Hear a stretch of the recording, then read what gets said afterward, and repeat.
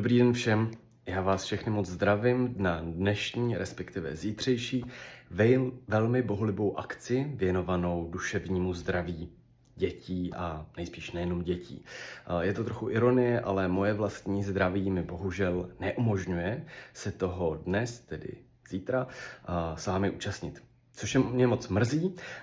Využívám ale možnost, kterou mi dali organizátoři, kterým za to děkuju a kterým děkuju za to, že se ta dnešní akce, zítřejší akce koná. Myslím tím pondělní samozřejmě. Natočit aspoň krátký vzkaz.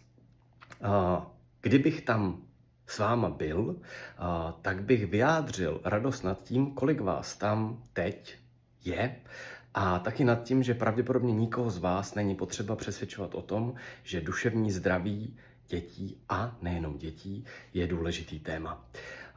I tak bych ale připomněl onen výzkum, který nám říká, že české děti se těší do školy nejmíň ze zemí OECD. A snažil bych se ukázat, co s tím třeba v zahraničí nebo i u nás děláme. Připomněl bych příklad z Islandu, kde se třeba snaží získat od každého dítěte to, čím zrovna teď žije, aby mu to dopřávali, aby ho seznamovali s takovým obsahem a díky tomu, aby pomáhali tomu, že to dítě se cítí ve škole vítaný, což je, myslím, něco, co by se mělo cítit ve škole každý dítě.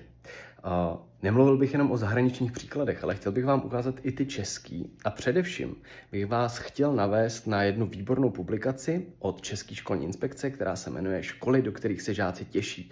Ta publikace je volně stažitelná na stránkách České školní inspekce a najdete tam to, co dělají ty školy v Čechách a na Moravě a ve Slezsku, do kterých se žáci těší. Jsou tam vlastně otázky, které mohou rozvinout vaši školu, pokud působíte ve školství a nejenom tam, a navést vás na to, co můžete udělat pro to, aby se děti právě do škol těšily, protože my potřebujeme, aby se děti do školy těšily, protože ne každé dítě doma nebo tam, kde vyrůstá, má to prostředí, kde se cítí doma. A možná škola pro něj může být, a v takovou chvíli by měla být, tím místem, kde se mu dostane podpory, zastání, tak jako se to říká v Harrym Potterovi v Bradavicích. Nemusí to být jenom v kouzelné škole.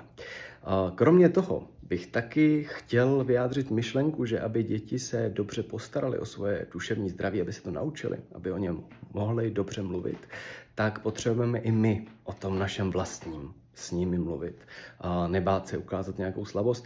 To je jeden z důvodů, a zase omlouvám se za to, proč tu jsem v mikině a s šátkem místo toho, abych si na to vzal košili, protože mi přijde důležité být v komunikaci autentičtí, protože tím spíš tu autenticitu naším vlastním příkladem budeme učit ty děti. No a v neposlední řadě bych pro vás, každou z vás, měl takovou výzvu. Poslední měsíc slýcháme něco o tom, co všechno se stane různým organizacím, které působí ve školství.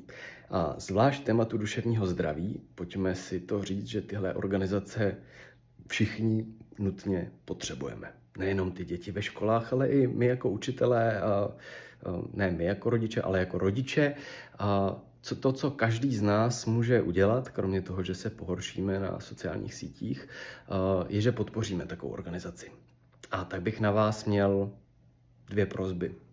A první je mrkněte na tu zmíněnou publikaci Školy, do kterých se žáci těší od České školní inspekce. A ta druhá, pokud vám to vaše finanční možnosti dovolí, tak zvažte podporu nějaké takové organizaci, která se stará třeba o duševní zdraví dětí.